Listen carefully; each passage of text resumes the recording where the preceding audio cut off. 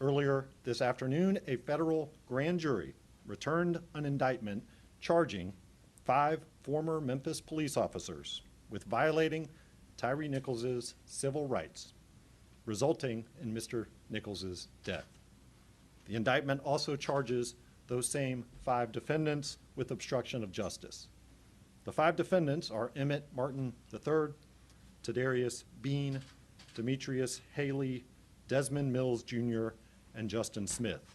The indictment alleges that the defendants unlawfully assaulted Mr. Nichols and failed to intervene in the unlawful assault. By doing so, they deprived Mr. Nichols of the right to be free from unreasonable force. Second, the indictment alleges that the defendants knew that Mr. Nichols, who was an arrestee in police custody, had a serious medical need, and that they disregarded that medical need by failing to render medical aid and by failing to advise the police dispatcher and emergency medical personnel of the circumstances.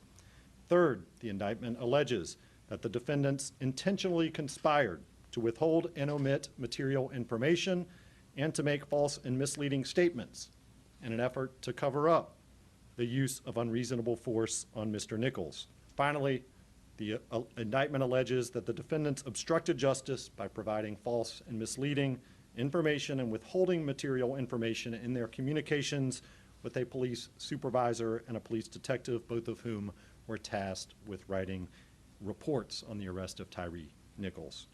If my son had to leave this earth in this manner, I'm hoping it was for the greater good.